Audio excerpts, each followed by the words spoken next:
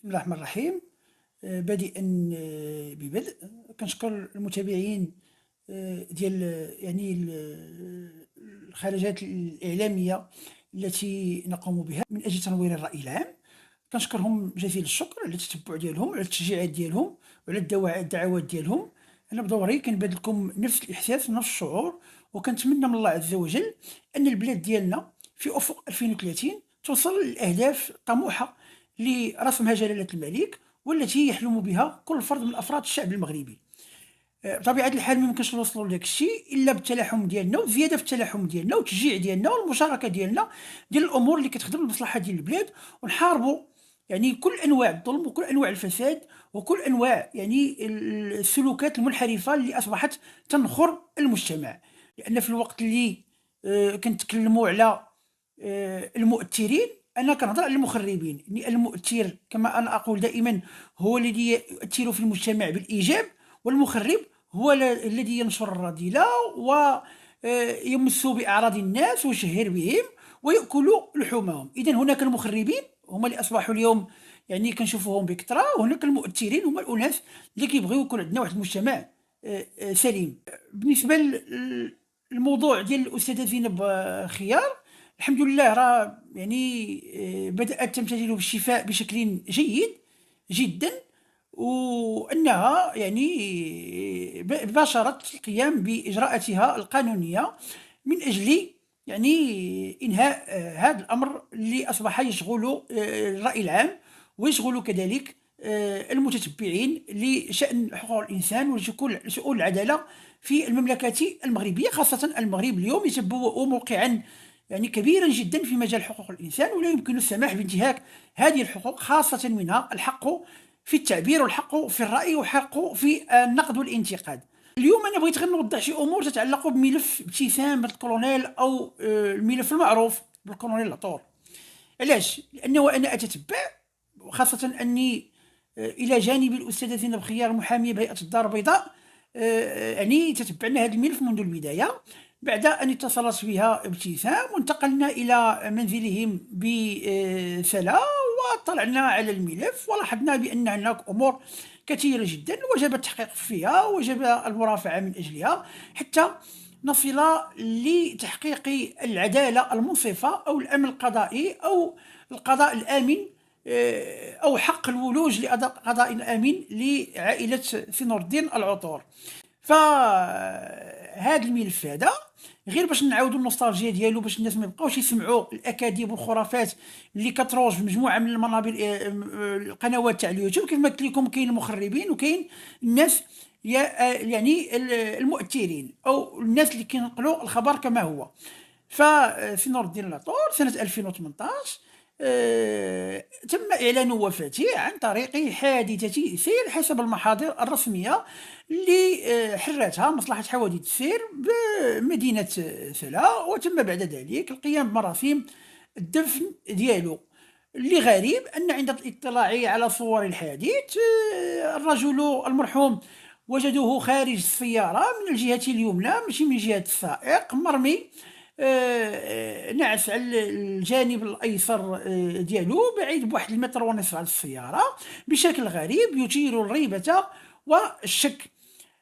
هاد الريبه والشك اللي كان من الضروري على سيد الوكيل العام ان يامر باجراء تشريح طبي حتى نفند كل الادعاءات، لانه انذاك ملي كتلقى جثه خارج السياره وما كتلقى معاه حتى شي شخص اخر وكتلقاه بعيد على السياره بواحد المسافه، فهناك شبهه ديال هناك امر ما وقع وليس حادثه سير. الى هنا امور تسير بشكل جيد، لكن يوم الجنازه ديالو الناس سمعوا مجموعه من الامور اللي غريبه جدا، تتكلم عن قتله وتصفيته وامور كثيره جدا التي وتصريحات اخرى ديال الناس عندهم ديباناجات وشي امور. فالاخ ديالو سي رشيد العطور تقدم بشكايه في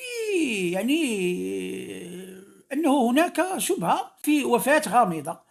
تقدم بهذه الشكايه، احيلت على السيد الوكيل العام، بعد ذلك باشرت النيابه العامه وباشرت الضابطه القضائيه في شخص فرقه مكافحه العصابات بولايه امن الرباط الابحاث ديالها العاديه، استمعوا العائله، استمعوا الاخوان، استمعوا المجموعه من الناس، حروا محاضر وكل مرة كان السي رشيد العطور كيتقدم شكاية أخرى إضافية وقت ما توصل بشي معلومة جديدة، خاصة أنه قام بواحد العمل ميداني جبار، لأنه تنقل لهي المكان ودار الأبحاث ديالو ولقى بعض الحوايج اللي كتدخل الريبة والشك.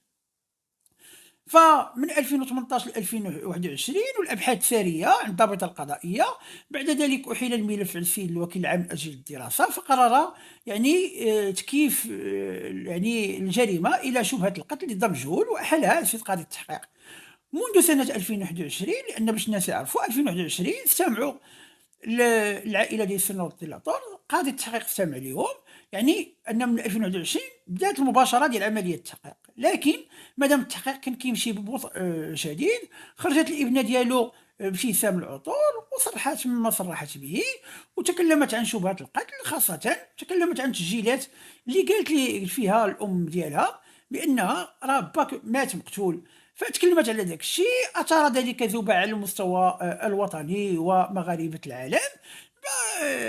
دخل الحقوقيون دخلت وسائل الإعلام ودخلت الأستاذة زينب خيار المحامية لبوءة المحاكم على الملف، فأخذ منحى آخر سواء على المستوى الإعلامي عن الرأي العام، سواء على المستوى القانوني بالمرافعات التي كانت تقوم بها الأستاذة زينب خيار في هذا الملف من أجل تنوير الرأي العام.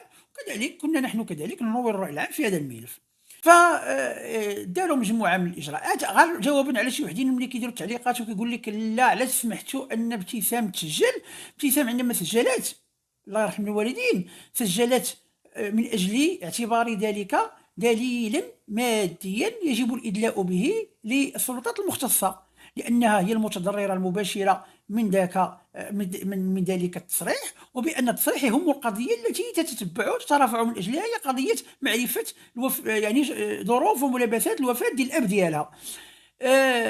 فهي لم تنشر، لم توزع، لم تقم باي امر من الامور الذي يمس بسريه البحث او يمس بخصوصيه والدتها او يمس ب يعني تشهير بها او كرامه امها او يعني المس بسريه مكالمتها ادلت به عند الضابطه القضائيه وعند السيد قاضي التحقيق. هذا هما لو سيركوي اللي كانوا فيها تسجيلات. فما لاحتم في يوتيوب، ما لاحتم في تيك توك، ما لاحتم في انستغرام، ما لاحتم في يعني واتساب.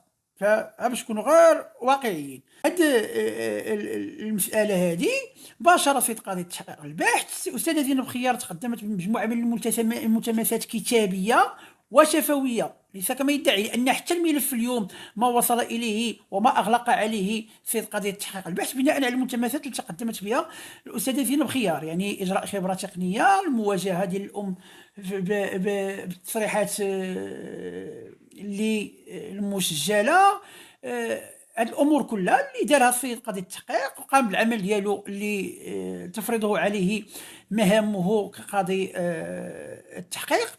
وسمح للاستاذه زينب خيار ان تطلع على مجرياته ويعني مخرجاته وكل ما توصل اليه، وبقي الامر ان يتخذ قرار اما ان يحيله على البحث المعمق على مؤسسة معينة يعني تساعد قاضي التحقيق في إجراء التحقيقات يعني عن طريق الإنابات القضائية، أو يعني حفظ الملف أو أي إجراء يراه مناسبا. نحن متأكدون بأن الملف لن يأخذ ذاك المجرى، لأن عندنا مجموعة الأسئلة يجب أن يجيب عليها السيد قاضي التحقيق، لكن أن نخرج ونتكلم في أمور غير واقعية ونبدا نتهموا الناس فهذا أمر لا يصح، لأن احترام الحياة الخاصة وقرينة البراءة قرينة دستورية لا يمكن أن نجعلها فوضى وأن نجعل المجتمع يعيش حالة من الفوضى التي تنشر الرعب بين المواطنين. كنبقاو نتهموا الناس ونتهموا اشخاص ونقولوا هذا قتل وهذا ما قتلش وهذا فعل وهذا تشد وهذا ما، هذه امور خارجه على الاخلاق والقيم والمبادئ ديال الشعب المغربي. اذا كنا نتبع ملفا بشكل قانوني خصنا نحترموا في القانون، نوصلوا المعلومات اللي خصها توصل، نناقشوا المعطيات اللي كاينه واللي مسموح بها انها تناقش، ونناقشوا كذلك المعطيات اللي في اطار تحليلي نقدي لا يتجاوز خطوط أولا السرية، ولا يتجاوز خطوط استقلالية المؤسسة القضائية، ولا يتجاوز فصول الدستور والقانون الجنائي. احنا متأكدين بأن الملف أجريت فيه أبحاث كثيرة جدا ومعمقة، كشفت مجموعة من الظروف، مجموعة من البحوث، مجموعة من الأمور اللي أمور جدية قاضي التحقيق يجب أن يتعاطى معها، ثم سيتعاطى معها.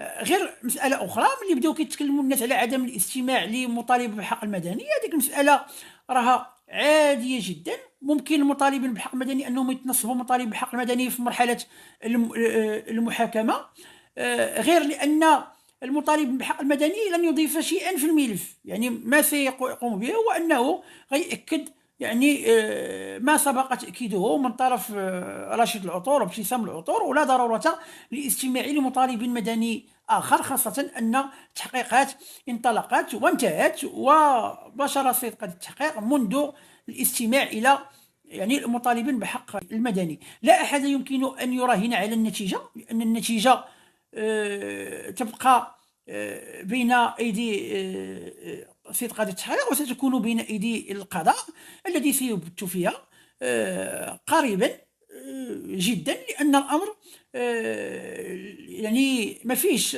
الريبة والشك بأن نحن أمام موت غامض كما سماها رشيد العطور في الشكاية الأولى ديالو، أمام موت غامض ومشتبه فيه، ولا يمكن أن يسير بتلك الطريقة التي دونت في محضر مصلحة حوادث السير.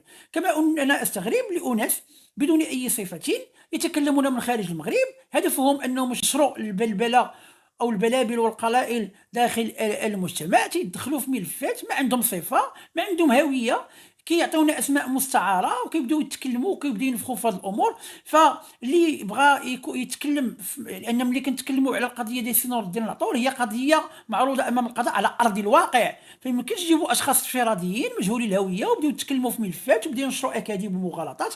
هدفهم وراء ذلك هو يعني التقصير من الدور اللي كتقوم به المؤسسات القضائيه وتبخيس العمل ديالها، وكيعتبروا انفسهم بانهم خبراء وهما هم خبراء، يناقشون امور لا درايه لهم بها ولا علم لهم بها. على الاقل نحن عندما نتعامل مع القضايا والملفات والتظلمات التي نتوصل بها كمؤسسه مدنيه تسعى الى تصيغ حكمه جيده داخل المؤسسات العموميه وكل المؤسسات التي تقدم خدمه عموميه للمواطن، نشتغل على ارض الواقع ب يعني مقر مفتوحين في وجه العموم، نتلقى إرهاصات الناس، تظلماتهم، طلباتهم، ونتعامل معها بناء على ما يسمح به القانون. وعندما نخاطب بما يسمح به القانون، ولا نخاطب بأمور بعيدة كل البعد عن الممارسة الشريفة الآليات والميكانيزمات المسموح بها لأداء هذا الدور، اللي هو المرافعة وتقريب الرأي العام وحقه في الوصول إلى المعلومة. فكيف استمعنا إخواني أخواتي لتصريح الأستاذ عبد الصمد بوسيح، اللي الحمد لله طمنا على الأستاذة زينب خيار، واللي أصبحت تتعافى. نتمنى أنها ترجع لنا بخير وعلى خير. توحشنا الأستاذة زينب خيار، وأكيد المتتبعين توحشوها كذلك. قضية ديال ابتسام بنت الكولونيل مازال انا شفت دابا لقيتوني بزاف ما هضرت لكمش على هذه القضيه ديال ابتسام بنت الكولونيل، لان شفت الامر تحول من واحد المجرى وواحد المسار اللي كان فيه نقاش حول واش الكولونيل بصح مات بحادثه سير او لا مات مقتول، شكون هما اللي قتلوه، الى تصفيه حسابات على اليوتيوب. كنشوف دابا يا شي في المغرب شي برا من المغرب الصراعات، حتى داك اللايفات اللي كنت كندخل نتفرج فيهم نستافدوا حتى حنا منهم، ولا لقيتهم سبحان الله ما كاين غير شد ليا نقطع عليك. لا حول ولا قوه الا بالله. حنا مع الحق، ما مع عدو ولا مع عدو، مستقلين، لنا شخصيه، لنا قناه مستقله، لنا جمهور مستقل، نتابع هذه القضيه لمعرفه الحقيقه. شكرا لكم على المتابعه والى اللقاء.